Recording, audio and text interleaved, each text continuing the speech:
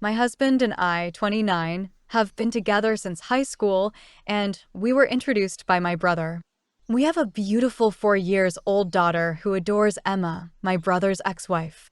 My brother and Emma have been together for around 4 years. She is an incredible delight to be with, bringing out the best in him. Our entire family cherished her.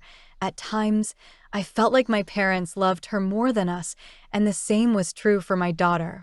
Emma was a fairy princess to her, and every time we went to take her up, she would cry and urge us to go home and come back tomorrow because she wanted to be with Aunt Emma. Anyway, Emma was 26 weeks pregnant, 6 months, and we were all looking forward to it. My brother and her had always wanted a baby and seemed overjoyed whenever we visited them. She would have been an amazing mother. Emma had been feeling bad, and her stomach hurt, so she requested my brother to drive her to the hospital, where the doctors said everything was all right and sent her home. She kept saying that she didn't feel right, but my brother dismissed it as her overreacting. The next day, my brother, husband, and their friends went for a fishing trip. Emma urged my brother not to go since she didn't feel right and needed someone to be with her. My amazing brother became mad, telling her to quit overreacting, that everything isn't about her, and that he needed some alone time. Well, he turned off his phone and proceeded on the trip. Emma called me crying and asked if I could come over because her stomach hurts. By the time I arrived, she was half conscious on a bloody floor. Rushed her to the hospital. The hospital told they required her husband's signature to carry out the operation. There was a lot of bickering.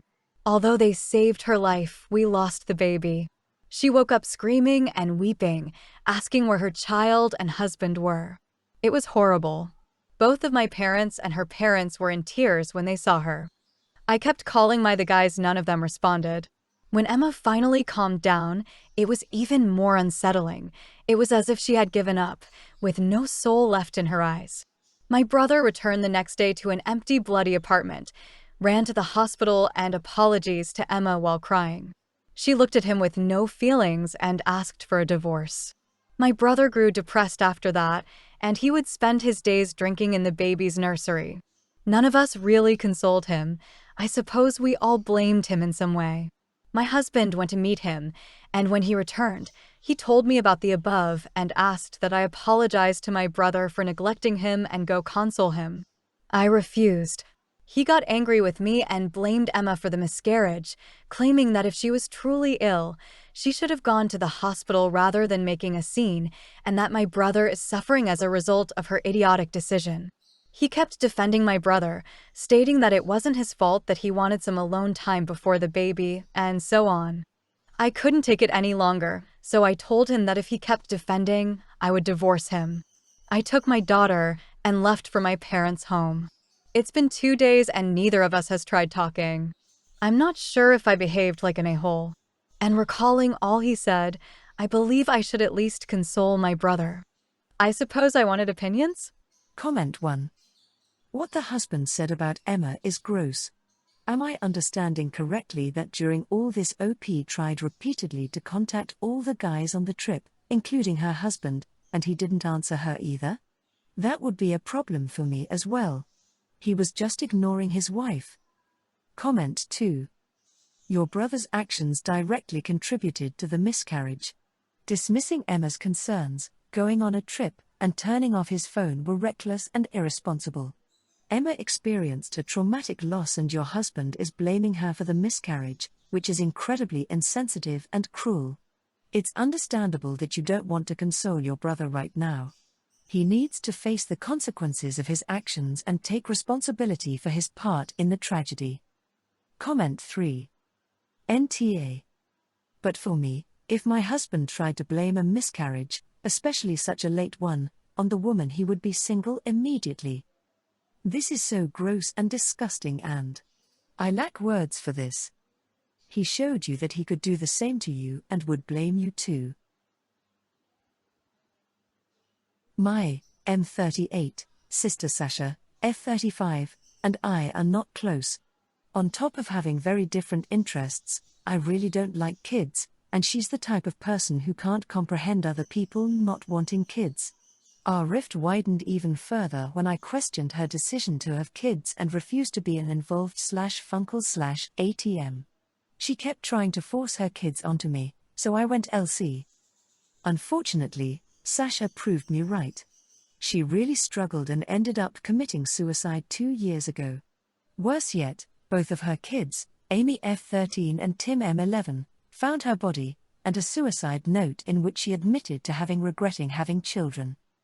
The baby daddies were not and should not ever be considered for guardianship. My mom, F62, took in the kids and put them in therapy. She recently received a terminal cancer diagnosis, and no one is willing to take in the kids.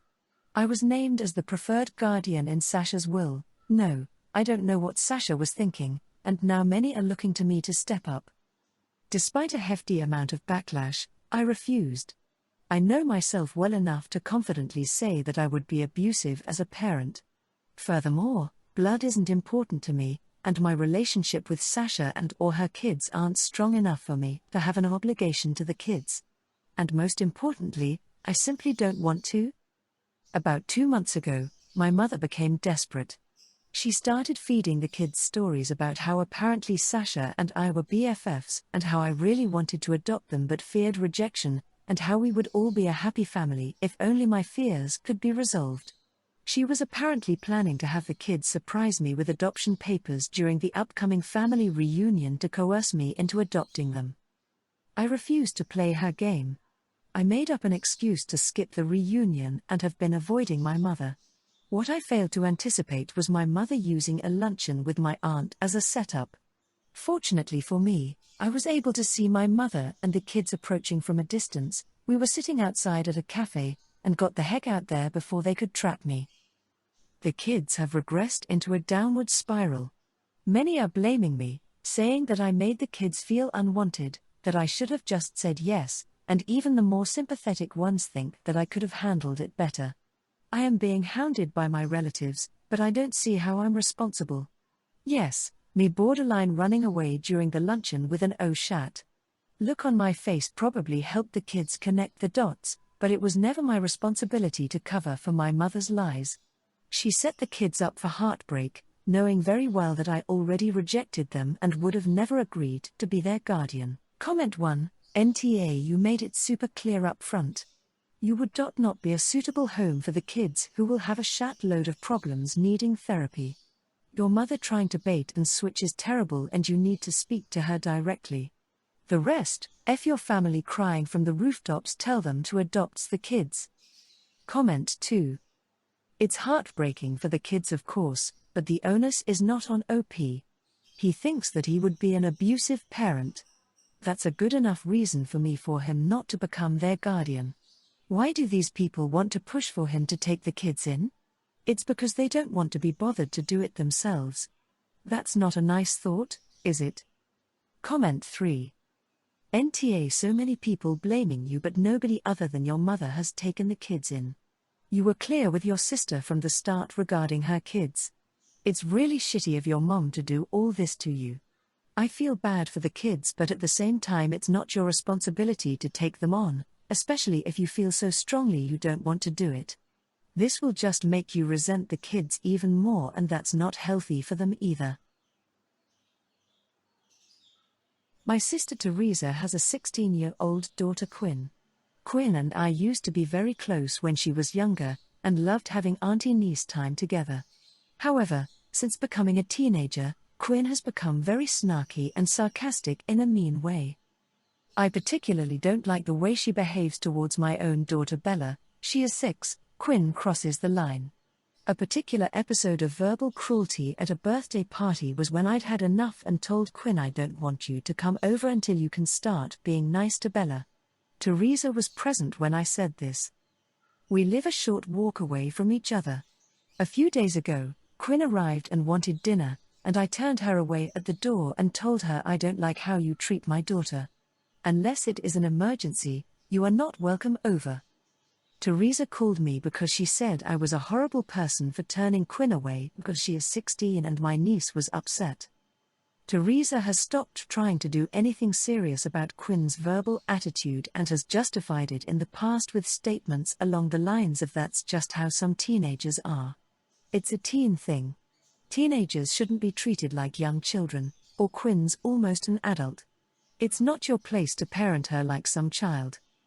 I brought up Teresa's past words and told her she is correct that Quinn is an adult who doesn't need to be scolded by me. And I have a right to protect my child from an unkind adult. Quinn is already having issues with the school emailing home or friends making excuses for why they don't want to see her. And it's time to Teresa to wake up and do something about her daughter. Teresa and I have both given our sides to mutual friends and acquaintances, and they are divided. Some are saying that Quinn's attitude is not okay, but I was wrong to turn her away at the door because she's still 16 and my niece. They said being a teenager and rapidly going from childhood to adulthood is already a rough transition. And according to Teresa, Quinn appears to be having issues at school, and I should try to have more patience with her and see what may be going on outside of home. Regardless of the reason, I feel I had to set a hard boundary with Quinn's behavior. It isn't an easy time, but at 16, you still know right from wrong. And Bella doesn't deserve to be subjected to that kind of treatment. But are my friends/acquaintances correct that I was too hard on my niece and sister and should apologize for how I responded to them? Comment 1. NTA, your responsibility is to your daughter, to protect her.